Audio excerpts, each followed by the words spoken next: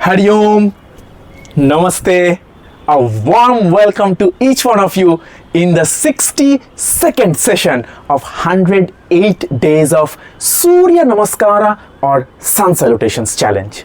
Today it's very cool weather here. It has been raining since the morning. Now it's stopped, so I'm glad that I could record this session for you.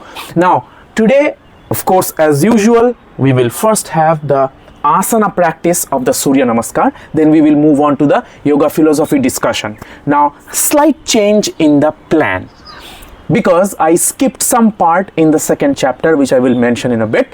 So, in the Sutra number 29 of chapter 2 Sadhana Pada, we introduced the 8 limbs of yoga, and then we have been discussing each limb we went up to Pratyahara in the last session. Now, remember that Yama and Niyama have 5 subparts or 5 types of Yama, 5 types of Niyama within it. Remember when I discussed the sessions on Yama and Niyama? I will post the links to those particular 2 videos in the pinned comment here and also in the description. So now I want to mention that I would like to go back to those 5 individual parts of it because we kind of skimmed through it and talk individually about each one of those 5 yamas and 5 niyamas. So for today, what I thought it will be nice to start with the first of the yamas. Remember what it was? Ahimsa or non-violence. What happens when one is established in Ahimsa? Right? So for that, after the yoga practice, we will move on to the discussion of that particular topic. Effects of a practitioner yogi being established in Ahimsa sincerely for a certain amount of time. Okay, so let's get on to the mat and first practice the Surya Namaskar asanas.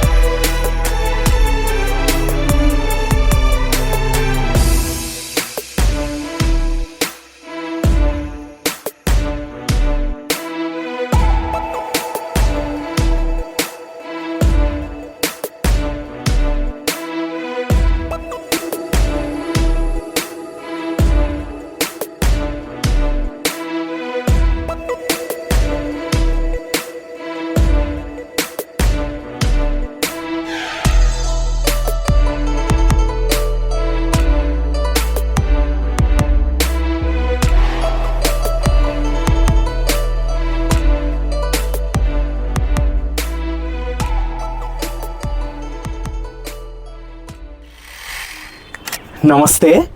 So, let's talk about Ahimsa a little bit in depth.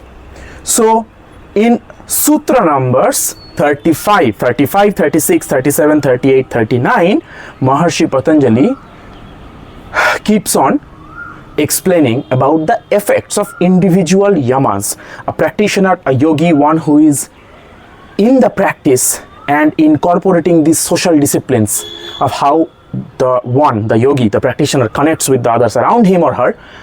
What happens then? Have you ever noticed that like you have seen a video, or you have heard, or you have seen it yourself in, say, Tibetan Buddhist monasteries, in the Lama monasteries, that in the Himalayas, these Lama monks, they take a little stick and take the tigers with them, the little kids even, without the stick, not even the stick, like they don't have anything, they are just walking the tigers just like we walk our dogs.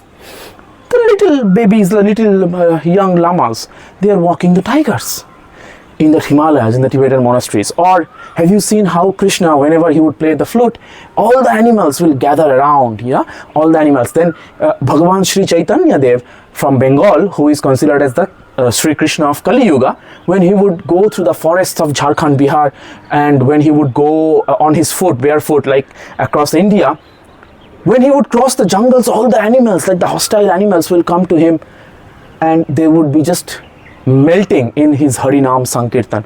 So whenever these yogis, these established monks, yogis, the practitioners, like who are representing, embodying the yoga itself, themselves, when they are around these apparently hostile animals, it seems like it's not the case. The animals are like pretty friendly and they are like the pets.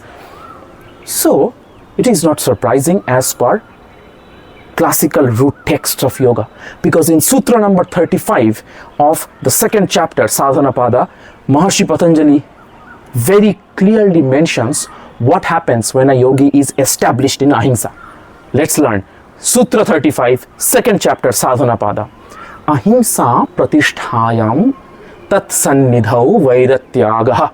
Ahimsa pratisthayam tat sannidhau vairatyagaha means one, the practitioner, the yogi, one who is established firmly in Ahimsa, non-violence, in and out.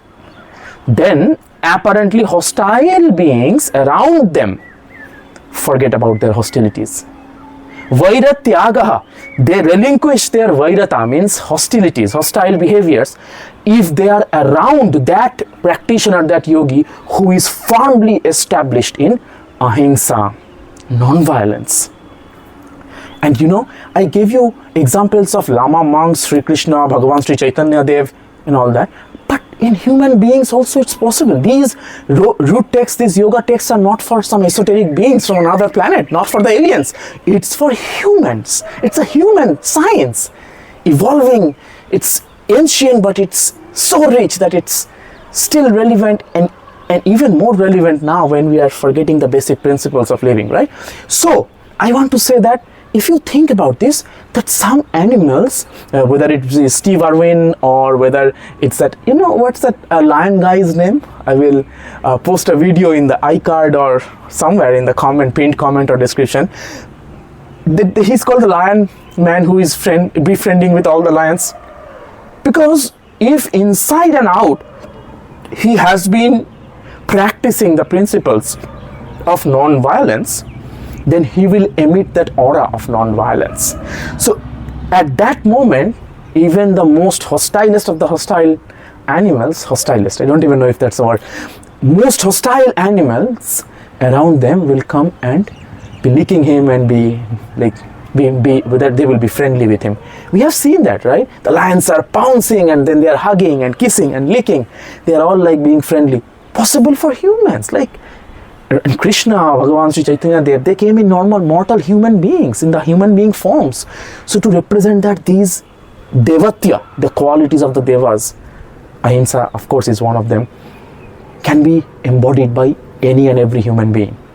So Sutra number 35 of second chapter, Ahimsa pratisthayam tat sannidhau vairatyagaha. Okay, one who is firmly established in Ahimsa, non-violence, inside and out, in all sense. Then hostility are forgotten are relinquished by apparently hostile living beings around them. Okay, so I wanted to introduce that, and we will actually talk about this individual yamas and the niyamas and what happens when one is established in them, okay, in the subsequent sessions. All right, so with that I wanted to conclude this 60-second session of the 108 days journey of this Sun Salutations or Surya Namaskar challenge. I hope that bringing in these little nuggets of wisdom from yoga philosophy, you are enjoying them and you are loving them, you are learning something new from them. And if yes, what are you waiting for? Please hit that subscribe button and the like button and the bell notification icon so that you don't miss any of these videos whenever I post them and whenever I come live stream. By the way, yesterday I was doing a live stream on one breathing exercise that can transform your life. I will post a link to the iCard, to the pinned comment, or in the description somewhere. If you haven't watched it, please do watch it.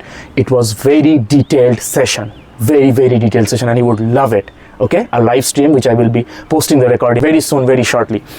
With that, if you have any comments, feedback, thoughts, please do comment it in whichever video you are watching. I would love to hear your thoughts and I would love to connect with you in that regard. And if you are finding it helpful and if it is uplifting your life, why deprive others? Please share it generously with your loved and dear ones and whoever you think might benefit from these sessions. That's my goal. With that, please take care, have a wonderful morning or evening wherever you are joining from, and I will see you in the next session tomorrow. Hari Om, bye bye.